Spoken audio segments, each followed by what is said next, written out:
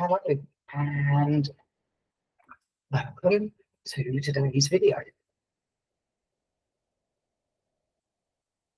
So I know I've spoken about beliefs, which is a very key part of my program in shifting your mindset. But what are your beliefs? And how do you know that you have them that are keeping you stuck?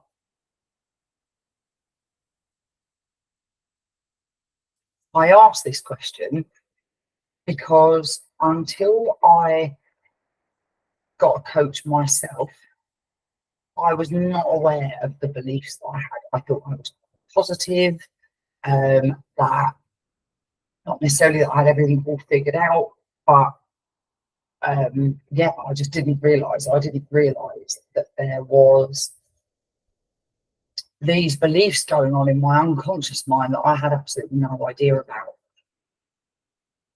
So, in terms of our mind, probably the best way to describe it is like an iceberg. Insofar as, obviously, with every iceberg, there is a lot more that is actually going on underneath the water.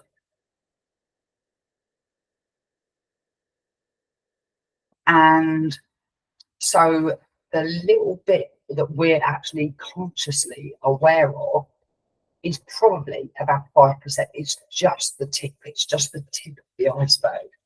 There's so much things going on underneath the surface that we have, that generally people have no idea about.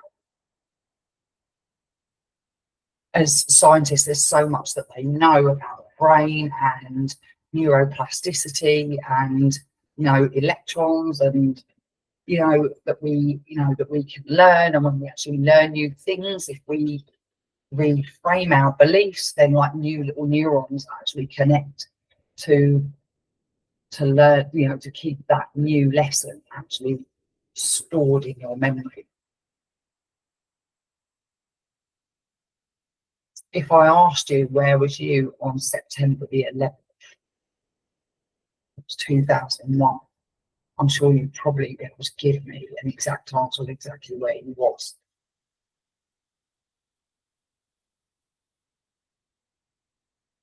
So why is that?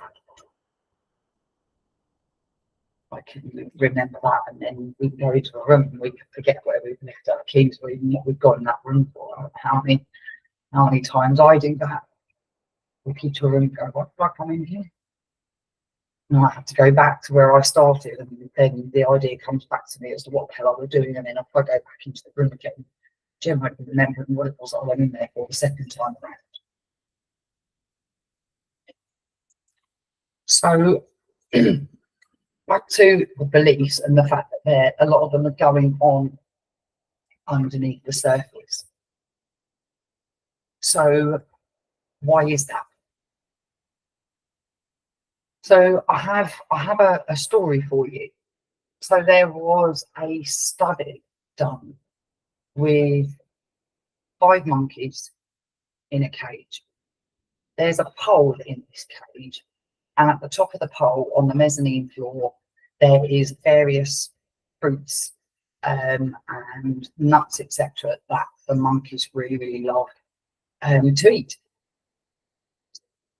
So needless to say, the monkeys are attracted to going up the pole and to go and get the goodies that they can smell up there.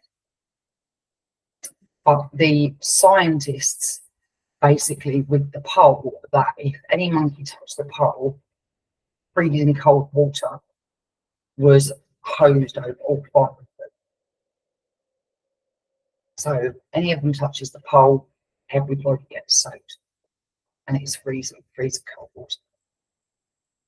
So after a time, the scientists take one of the monkeys out and they replace it with a new one. Now the new one obviously doesn't know anything about the water, so guess what?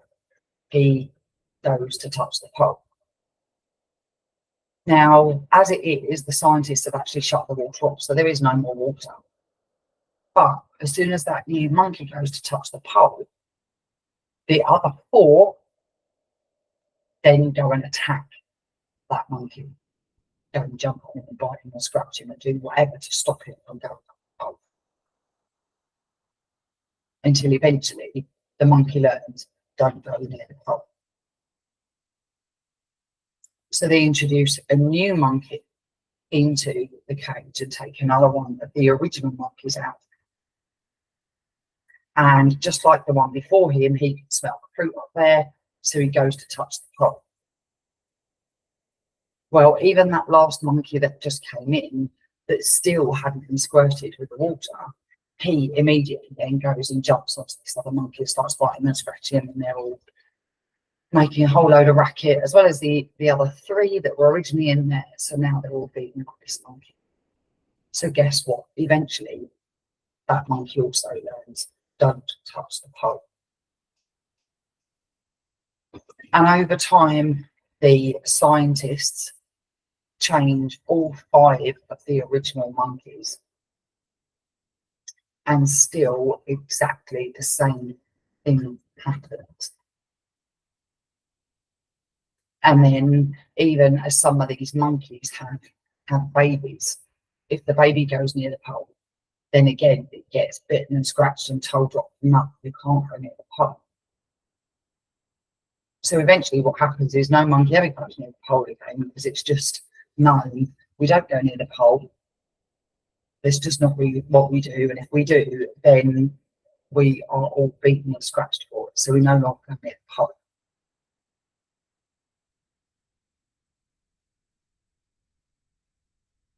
Now, as humans, we're not really too dissimilar to the monkeys. Whilst we don't get doused in water, we may or may not get beaten.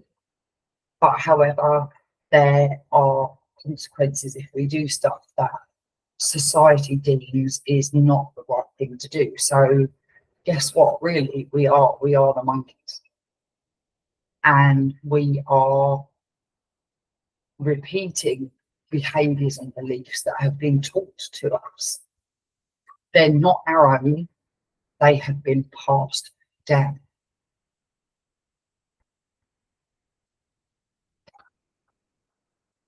Now, some of those beliefs will actually enhance your life. But however, there's a possibility that you have got some that are actually not serving you. That if you go to do something that you have maybe never done before, then that's when you get the little voices, or you can't do that. That's a belief, you can't do that. Why can't you do that? Just because you haven't done it before doesn't mean you can't do it. And there are obviously there are restrictions, so to speak, put on us all because of what our family believes, or what society believes, what our friends believe, that then limits us from just actually having what we want or doing what we want.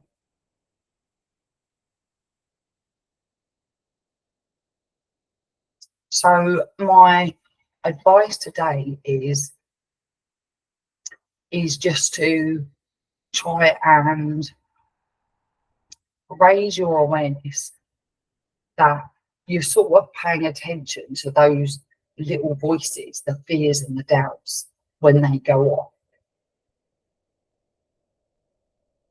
And it's like, right, why is that coming up? Now, ultimately, your unconscious mind, or your subconscious mind, whatever you prefer to call it, especially in childhood, when actually we probably learned the majority of our of our beliefs, along with walking and talking and everything else that we do, was actually designed to keep us alive. So it's definitely there for a very good reason. So yeah, child of 2 is toddling, goes to put his hand in the oven. It's going to end up in hospital visit. But now as an adult,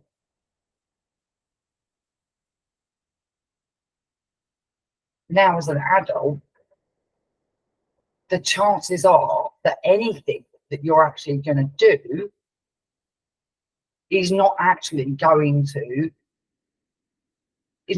kill you. It's not going to extinguish your life. But yet, that is almost where the fears come from. Well, if I try that, I might die. Well, logic says, well, no, you're not. Obviously, depending on what it is that you want to do, logic says, right, well, I'm not going to die. When I first started doing these videos, I paced up and down this front room. I have no idea how many times, and I put it off for weeks because of the dread that I felt in my stomach doing it. And it's ridiculous. It was never going to kill me. I'm sitting here talking predominantly to myself. I'm talking to a computer. I'm not going to die doing that. But the fear is those of you on the other side that are watching the video, what they're going to think, what am I going to say? And yeah, it just ends up in all sorts of a mess. So what is it that maybe you're putting off trying because you've got these fears going on, and then asking yourself, right, what is the worst that can happen? If you looked at my earlier videos, I'm not very relaxed. I'm not just, here we go again. But however, I still didn't die, obviously, otherwise I wouldn't be sat here talking to you today. So what is it you could do? What is it you could try? What is it you want to do? What is it you'd love to do?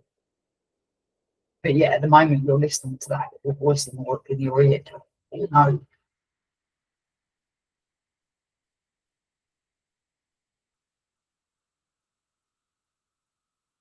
You could try it. At the end of the day, let's face it, if it's your first time doing something, the chances are you're not going to be perfect. But who needs to be perfect?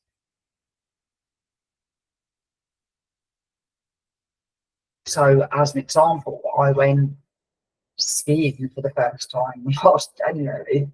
I call it skiing very loosely. I spent most of my time going down on my bottom. I don't think that's the idea. I think you're supposed to stand on skis. Is generally what skiing is called. I went again this year. It still wasn't very much better, but I still plan on going next year again. I'm going to keep going until I master it. Might take a while, or I break my leg. That might put me off. But do you have to be? Do you have to be perfect? And actually, it was the greatest fun, to be honest, sliding down on my backside. I've laughed so much in a long, long time. So even if you do mess it up, does it really matter? Might actually be one of your best memories, just like me sliding down on my bum has been one of my best memories.